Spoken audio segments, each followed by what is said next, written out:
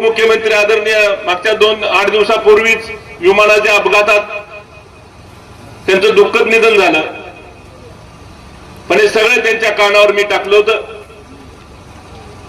आणि राष्ट्रवादीचे राज्याचे प्रदेश अध्यक्ष त्यांच्याही कानावर टाकून आम्ही चर्चा करत आलो होतो आणि चर्चा करताना मालकांची संमती मिळत असताना त्यांनी सुद्धा सांगितलं की नुसतं राष्ट्रवादी घेऊन चालायचं नाही, तर महायुतीमध्ये पक्ष राज्यामध्ये आहेत तिन्ही पक्ष, तर मग काही ठिकाणी राष्ट्रवादीला जागा सोडू, काही ठिकाणी एकनाथराव शिंदे साहेबांची शिवसेना आहे त्यांना जागा सोडू, काही ठिकाणी भाजप असेल.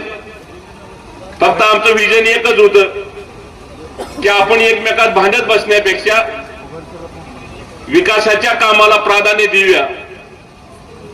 त्या पद्धतीची आमच्या सर्वांची इच्छा होती आणि त्या पद्धतीने आम्ही अर्ज भरायला चालू केले आणि अचानक काही नेते मंडळींनी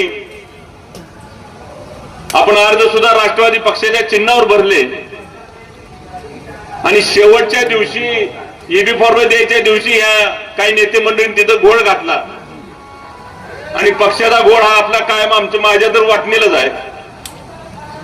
मग विधानसभा असू द्या किंवा जिल्हा परिषद पंचायत समिती असू द्या आणि परत पक्ष बदलला म्हणून आमच्यावर चर्चा होते. ठीक आहे, चर्चा होत असते, जे काम करते त्याची चर्चा होते, ज्याला काही करायचं नाही त्याची चर्चाच होणार नाही. तरी पण शेवटच्या दिवशी मी 2 दिवस राहिले आणि आदरणीय प्रशांतराव परिचारक साहेबांना बोललो, पालकमंत्री साहेबांना बोललो आणि मग त्यांना सांगितलं आता असं झाले काय करूया. तर मग सगळ्या जागा आपण जेवढ्या आपल्या जागा वाटलेल्या येतात त्या सगळ्या जागा आपण भाजपच्या चिन्हावर लढवायचं आम्ही ठरवलं आणि मग आम्ही भाजपच्या चिन्हाच्या माध्यमातून हे उमेदवार तुमच्या समोर आम्ही घेऊन आलेलो आहे. याच्या पाठीमागं कुठलाही उद्देश काही उद्देश नाही, पण तरी काय मागच्या 2 दिवसापूर्वी काहीतरी सभा झाली आणि जसं लोकनाट्य कला केंद्रामध्ये जसे शिट्ट्या किंवा एकमेकाची माप काढायची असं काहीतरी मी युट्यूबला वगैरे मी ऐकलं आणि लोकनाट्य कला केंद्रामध्ये जसं भूमिका प्रत्येक जण बजावतो. आता मी काय तमाशा बघितला नाही तर मला सगळं सांगता आलं असतं,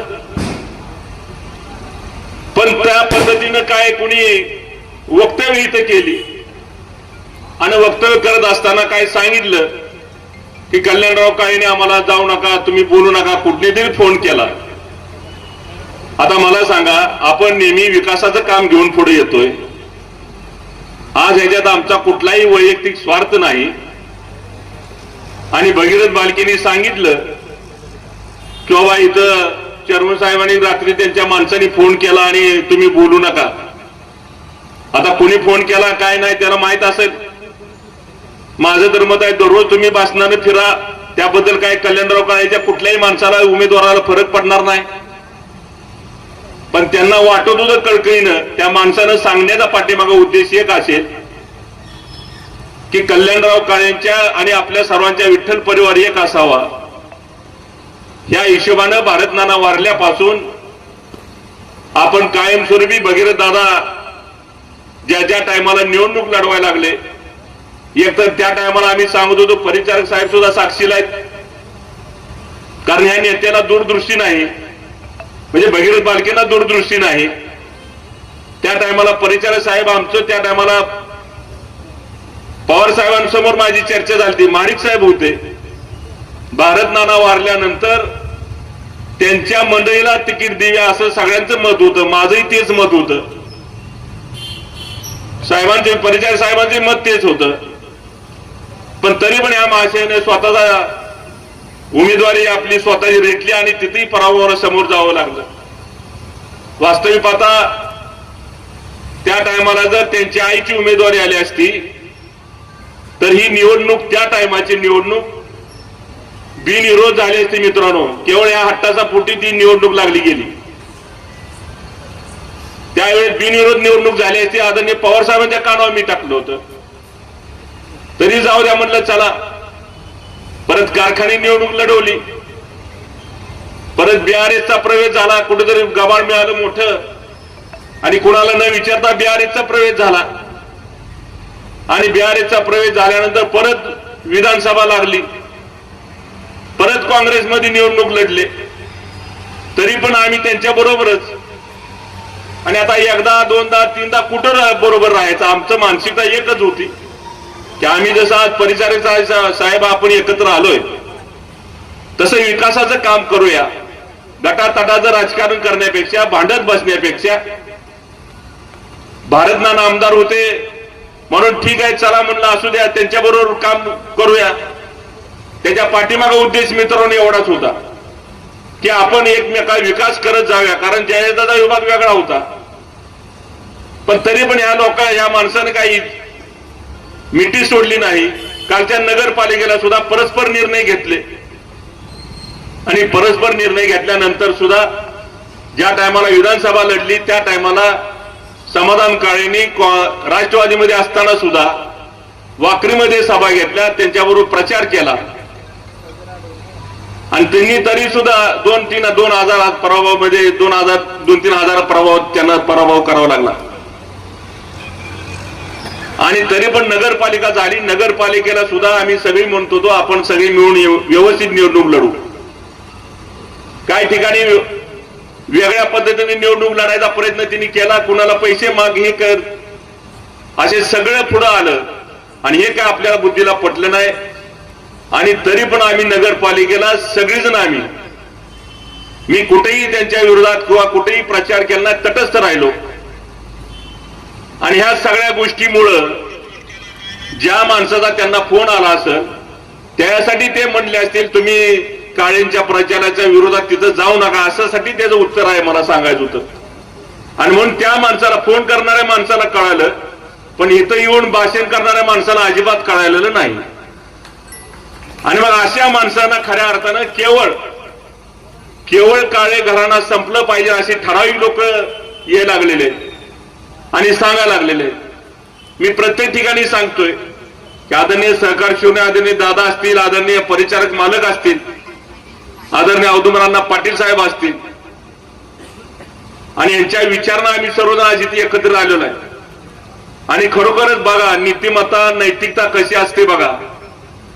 ज्या या 3 लोकांनी पंढरपूर तालुक्याला एक चांगला आदर्श दिला, संस्था उभा केल्या, जो विकास झाला त्याच्यात सिंहाचा वाटा या तिन्ही नेते मंडळीचा जडणघडण मध्ये या सिंहाचा वाटा असेल. आणि म्हणून योगायोगानं आम्ही एकत्र आलो.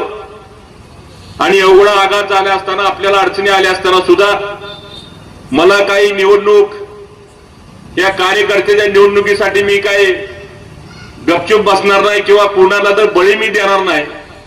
आज काय परिस्थिती आहे विरोधकांची. अचानक आमच्या संग्राम गायकवाड सारख्याला अचानक त्यांनी एवढं 2-3 महिने पाठपुरावा केला आणि यांच्या वैयक्तिक स्वार्थासाठी संग्राम गायकवाडला अचानक सांगितलं, फॉर्म भरून 2-3 दिवस प्रचार करून अचानक त्यांनी सांगितलं किंवा तुम्हाला थांबावं लागतंय. म्हणजे असं कार्यकर्त्याला आम्ही कधी वाऱ्यावर सोडलेलं नाही. कार्यकर्त्यासाठी काही येऊ द्या, किती अडचणी येऊ द्या, काही करू द्या, पण ऍडजस्टमेंट ही आमची भूमिका आहे आणि त्याच्या पाठीमागं आपल्या भागाचा विकास हा त्याच्या पाठीमागं भूमिका आहे. काम करत आलो. आम्हाला कोणावर माप काढायची नाही, कोणावर टीका टिप्पणी करायची नाही. जे काय करता येते तेवढं प्रामाणिकपणानं करायचं आहे. दररोज आम्हाला इथून जावं लागतंय आणि मग ते सगळं करतोय ते लोकांच्या हितासाठी करतोय. माझ्या शिक्षण संस्था असतील, शिक्षण संस्था सुद्धा प्राधान्यानं त्या भागातल्या मुलांना चांगल्या पद्धतीचं शिक्षण मिळावं, खेळ चांगला व्हावा. कुणाची मुलगी शिकते कुणाची नाही हे काही न करता प्राधान्याने त्या सगळ्या गोष्टी जेवढं समाजकार्य आपल्याला करता येतंय तेवढा करण्याचा प्रयत्न आम्ही जरूर त्या पद्धतीने केलेला आहे. आणि म्हणून आज जिल्हा परिषदच्या उमेदवारीच्या माध्यमातून आमच्या घरातली मोनिका समाधान काळे उभा राहिले असेल, आमचे दुसरे घरातले जिल्हा पंचायत समितीचे उमेदवार नानासाहेब गोसावे असतील, ही दोन्ही मंडळी तुम्ही निवडून द्या. राहिलेला पूर्ण विकास करण्याची जबाबदारी दोघं मिळून पार पाडतील. या निमित्ताने एवढंच या निमित्तानं सांगतो. येत्या 7 तारखेला जिल्हा परिषद आणि पंचायत समिती या दोन्ही उमेदवाराचं चिन्ह आहे कमळ. जे आपले प्रश्न आहेत त्या प्रश्नाला वाचा फोडण्याची जबाबदारी आता आपल्या समोर त्यांनी केलेली आहे. आणि आपण बघितलं नदीवर आपण बॅरेजेस मागतोय, इथं आपल्याला अंगणवाडी किंवा शाळेच्या माध्यमातून निधी उपलब्ध असेल तर आपल्याला जागा मिळत नाही. रस्त्याच्या अडचणी आहेत, पिण्याच्या पाण्याच्या अडचणी आहेत. या सगळ्या त्यांनी एवढ्या निमित्ताने एवढं सांगितलं. खरोखर आपल्या सर्वांच्या वतीने मी त्यांना धन्यवाद देतोय. आज आपण जिल्हा परिषद पंचायत समिती निवडणुकीच्या माध्यमातून आपल्यापर्यंत येत असताना आम्ही फक्त केवळ ना केवळ विकासाच्या मुद्द्यावर आम्ही आपल्यापर्यंत आलेलो आहे. कारण पहिल्यांदा आमचं परिचारक साहेबांचं आमचं बोलणं चालू होतं आणि त्या टायमाला माहितीच्या माध्यमातून जिल्हा परिषद पंचायत समिती आपण लढूया आणि ते लढत असताना त्यांनी सुद्धा संमती दिली. त्यावेळेस काय आमचे काय 2-3 संचालक, त्यांच्याकडे काय 2-3 संचालक चर्चा होत होत्या, कशा जागा सोडता येतील, कशा पद्धतीने करता येईल, कुठे जागा योग्य आहे, कुठे निवडून उमेदवार येईल, ही चाचपणी आपली चालू होती. आणि त्या माध्यमातून आम्ही अजितदादांच्या कानावर टाकलो तर यार शिट्टी मारते काय भानगड आहे, माईकवाला कोण आहे, जरा आवाज थोडा कमी करा. तर